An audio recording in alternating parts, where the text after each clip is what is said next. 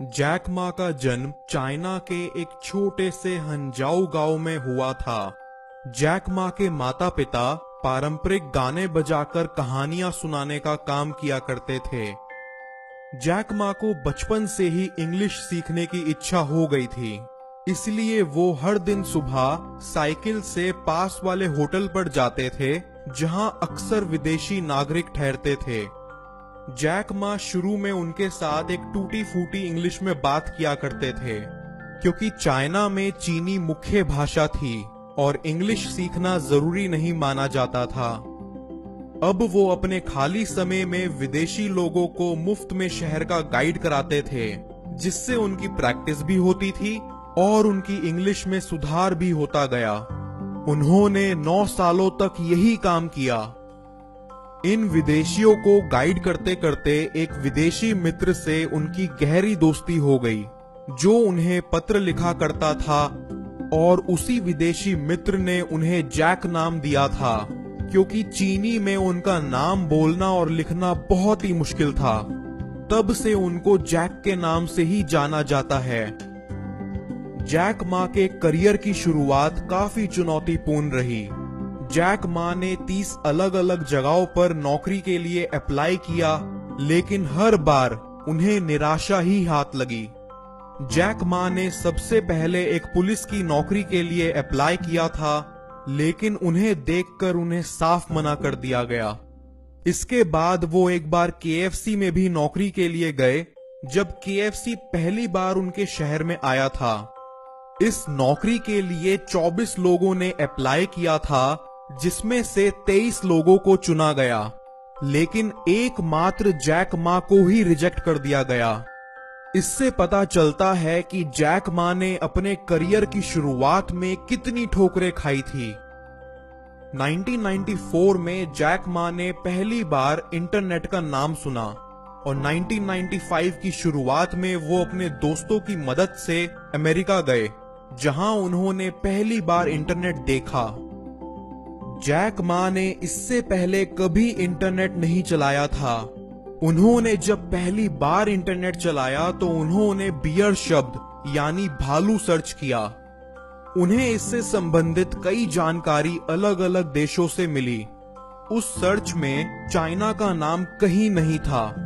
फिर उन्होंने चाइना के बारे में सामान्य जानकारी ढूंढने की कोशिश की, लेकिन फिर वो ये देखकर चौंक गए कि चाइना से रिलेटेड कोई जानकारी इंटरनेट पर उपलब्ध ही नहीं थी।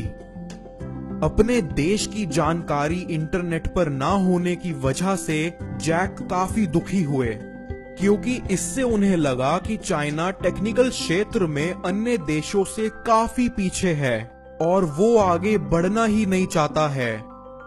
इसी वजह से उन्होंने अपने दोस्त के साथ मिलकर चाइना की जानकारी देने वाली पहली वेबसाइट बनाई। इस वेबसाइट को बनाने के कुछ ही घंटों के अंदर उन्हें कुछ चाइनीज लोगों के ईमेल आए, जो जैक के बारे में जानना चाहते थे। तब जाके जैक मा को एहसास हुआ कि इंटरनेट से तो बहुत कुछ किया जा सकता है।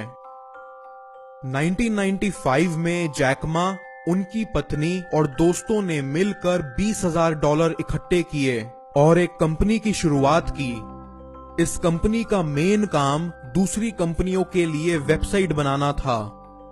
उन्होंने अपनी कंपनी का नाम चाइना येलो पेजेस रखा था। 3 साल के अंदर उनकी कंपनी ने $8 लाख कमाए। अब जैक मा ने अपने अमेरिका के एक दोस्त की मदद से चाइनीज कंपनियों के लिए भी वेबसाइट बनाना शुरू कर दिया। जैक मा ने बताया था कि जब वो वेब से जुड़े तो वो अपने दोस्तों को घर पर टीवी देखने के लिए बुलाते थे, क्योंकि उस दौर में उनके पास बहुत ही स्लो डायल अप कनेक्शन था और आधा पेज बनाने में उन्हें 3.5 घंटे लगते थे। इस दौरान वो अपने घर पर आए दोस्तों के साथ मिलकर टीवी देखते और ताश खेलते थे। जैक मा ने पहली बार 33 इयर्स की एज में आके अपना पहला कंप्यूटर खरीदा था। 1998 से 1999 में जैक मा ने China international electronic commerce centre द्वारा स्थापित एक आईटी कंपनी का काम संभाला था। 1999 में उन्होंने वहां से काम छोड़ दिया और हंजाऊ अपनी टीम के साथ लौट आए, जहां उन्होंने 17 दोस्तों के साथ मिलकर अपने घर से चाइना की पहली B2B वेबसाइट स्टार्ट की। उन्होंने अलीबाबा के द्वारा इतिहास रच दिया, जो उन्होंने 5 लाख युवाओं को एम्प्लॉयमेंट देके शुरू की और जिसके 79 मिलियन सदस्य 240 से ज्यादा देशों में फैले हुए हैं। सितंबर 2014 में आंकड़ों के अनुसार अलीबाबा ने न्यूयॉर्क स्टॉक एक्सचेंज में $25 बिलियन की कंपनी खड़ी कर दी। अलीबाबा इस अमाउंट के साथ वर्ल्ड की सबसे बड़ी कंपनियों में गिनी जाती है।